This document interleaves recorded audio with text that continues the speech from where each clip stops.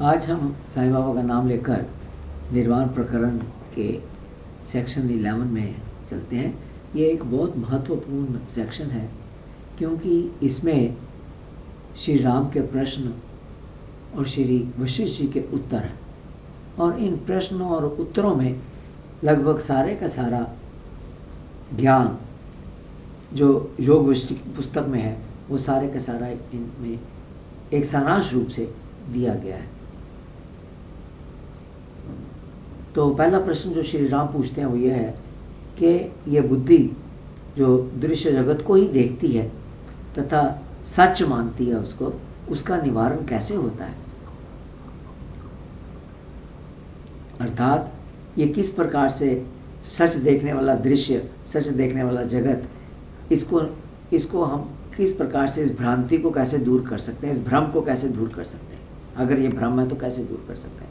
श्री वशिष्ठ जी कहते हैं कि इसको दूर करने के लिए शम दम इत्यादि ये सब साधन है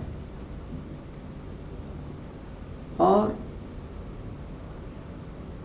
वो करने से ही ये भ्रम दूर हो सकता है। अर्थात जब तक हम इन साधनों का पालन नहीं करेंगे तब तक ये जगत हमें दिखता ही रहेगा, इससे हम छुटकारा नहीं पा सकते। दूसरा प्रश्न श्री राम जी पूछते हैं कि ये भ्रम बुद्धि में पैदा कैसे होता है, ये क्यों हो गया भ्रम और जगत हमें सत्य दिखाई देने लगा। तो इसका उत्तर देते हैं वशिष्ठ जी कि बाहर पदार्थों के भ्रम से ही यहाँ भ्रम बुद्धि पैदा होती है। असल में किसी भी बाहरी और आंतरिक पदार्थ का अस्तित्व संभव नहीं, परंतु वह अज्ञानियों के व्यवहार में आ जाते हैं। जैसे सपने में हजारों पदार्थ असत्य होते हुए भी हमारे व्यवहार में आ जाते हैं, हमें दिखने लगते हैं, हम उनके साथ चलने लगते हैं, बात करने लगते हैं, सपने में वो सत्य दिखता है। इसी तरह से यहाँ ये बुद्धि के अंदर बाहर के पदार्थों से, विषयों के साथ ही ये भ्रम पैदा होता है। तब तीसरा प्रश्न पूछते हैं, ये जो सामने दिखाई देते हुए पदार्थ हैं, जगत के जितने भी पदार्थ हैं वो है ही नहीं, आप कहते हैं कि वो है ही नहीं, एग्जिस्ट ही नहीं करते, ये हम कैसे समझ सकते हैं। तो उत्तर में कहते हैं वशिष्ठ जी कि सृष्टि के शुरू में विराट पुरुष ब्रह्मा के रूप में कोई पदार्थ पैदा ही नहीं हुआ, इसलिए किसी दृश्य वस्तु की सत्ता संभव ही नहीं है। तो अक्सर ये कहा जाता है कि सबसे पहले ब्रह्मा जी है, उन्होंने फिर संसार बनाया और ब्रह्मा जी विष्णु भगवान की नाभि से है और फिर ब्रह्मा जी ने आगे संसार रचित किया। लेकिन वो कहते हैं कि संसार जब ये जगत शुरू हुआ सृष्टि के शुरू में, तो ऐसे ब्रह्मा के रूप में कोई भी पदार्थ पैदा ही नहीं हुआ, इसलिए क्योंकि ब्रह्मा ही नहीं पैदा हुए तो बाकी संसार का दृश्य पैदा होने का प्रश्न ही नहीं उठता। अब अगला प्रश्न, चौथा प्रश्न पूछते हैं, राम कहते हैं जगत का दर्शन तो हम सब कर रहे हैं, हम भूतकाल भी देखते हैं, वर्तमान भी देखते हैं और भविष्य इसका भी अनुभव हो रहा है।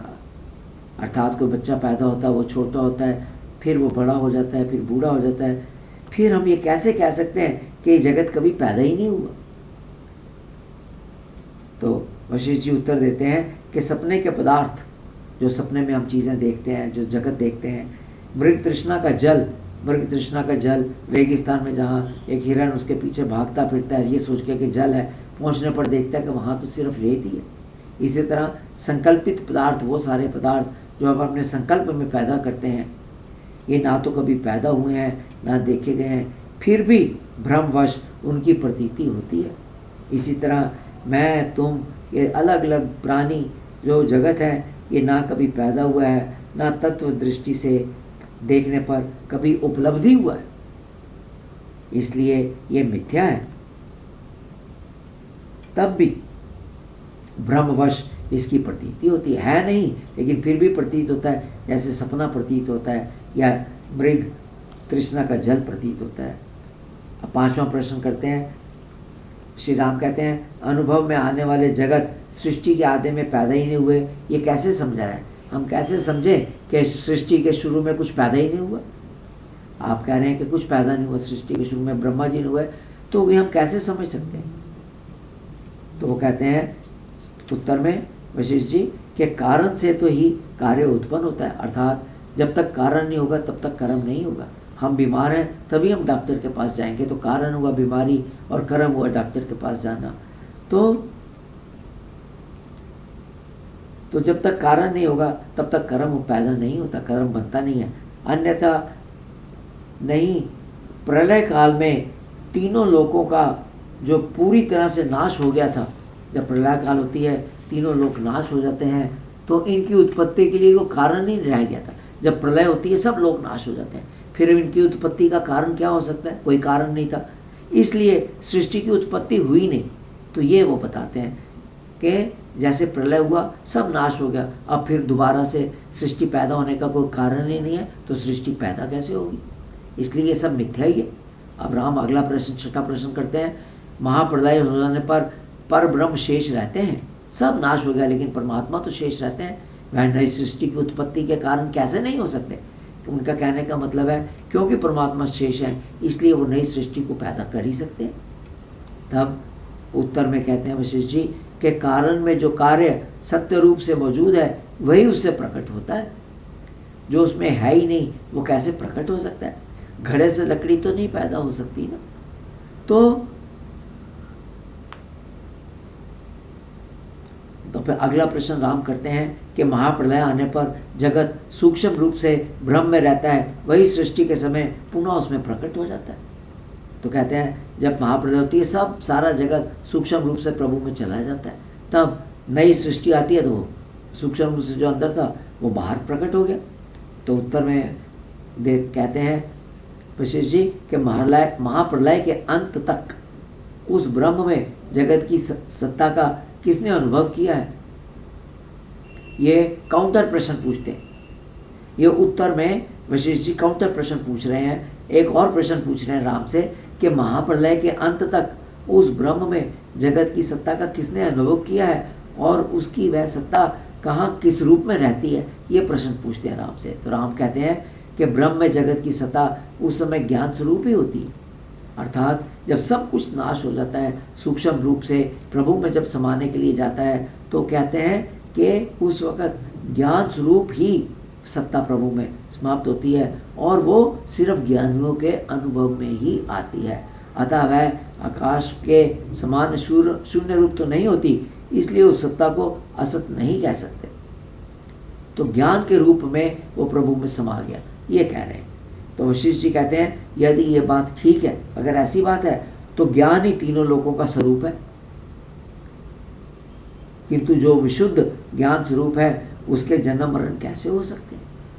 तो अगर वो कहते हैं राम से कहते हैं अगर सब महाप्रलय के समय प्रभु में ज्ञान स्वरूप होकर ब्रह्म में जगत की सत्ता ज्ञान स्वरूप के समान होती है, तब फिर ज्ञान का तो न जन्म होता है न मृत्यु होती है। श्री राम कहते हैं, फिर अगला प्रश्न कहते हैं यदि सृष्टि उस ब्रह्म में स्थित नहीं है तो फिर ये भ्रांति, ये भ्रम कहाँ से और कैसे आ गया? तो प्रभु राम कहते हैं अगर परमात्मा में सृष्टि नहीं है जैसे कि आप कह रहे हैं, सिर्फ ज्ञान है, तब फिर ये भ्रम पैदा कैसे होगा? फिर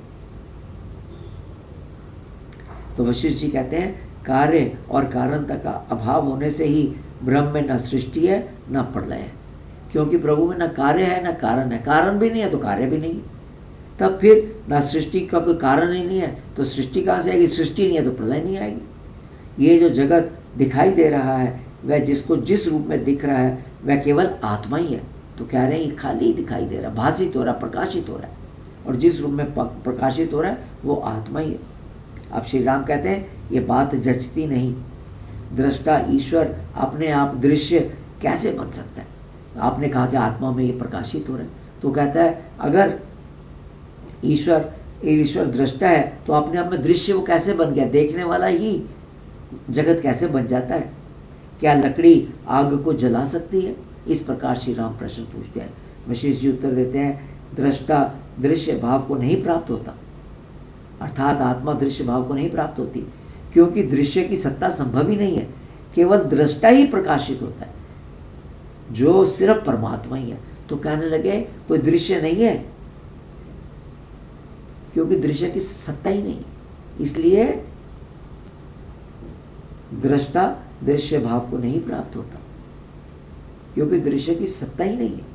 सिर्फ दृष्टा ही प्रकाशित हो रहा है, देखने वाला ही प्रकाशित हो रहा है, अर्थात परमात्मा ही परमात्मा है जो इसमें दिखाई दे रहा है।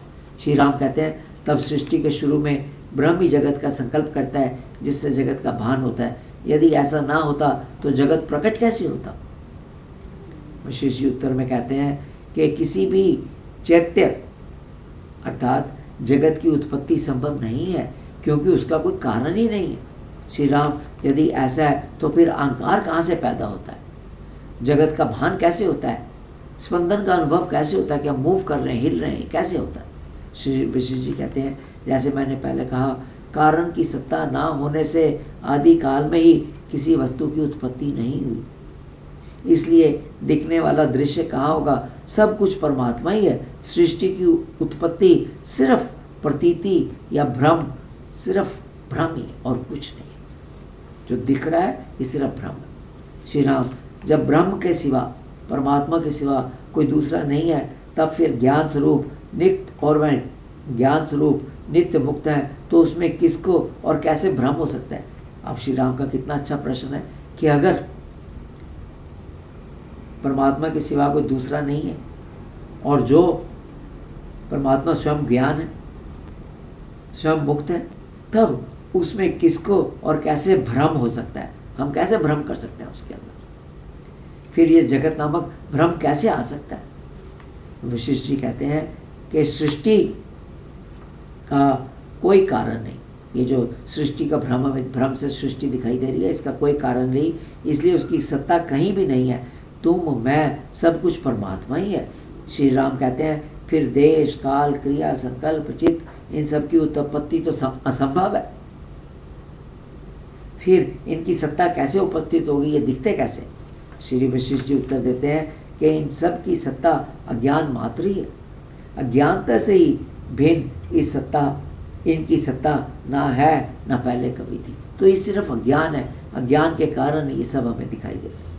श्री राम कहते हैं संसार को सपने की तरह मिथ्या समझ लेने से कौन सा अभीष्ट फल सिद्ध होता है, अर्थात अगर हम कहें कि संसार तो मिथ्या है तो उससे क्या फर्क पड़ जाता है। सपने में पदार्थों की सकारता कैसे शांत होती है, जो सपने में हमें दिखाई देते हैं असली लगते हैं तो वो कैसे होता है।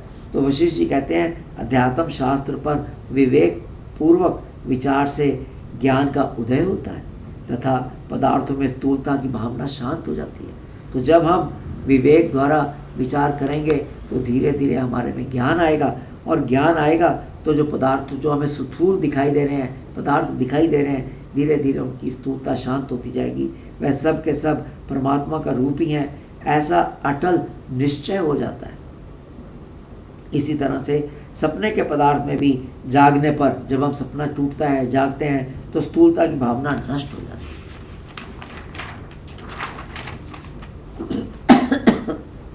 सॉरी, अब ये यहाँ समाप्त करेंगे और इसको फिर अगले भाव में बढ़ाएंगे।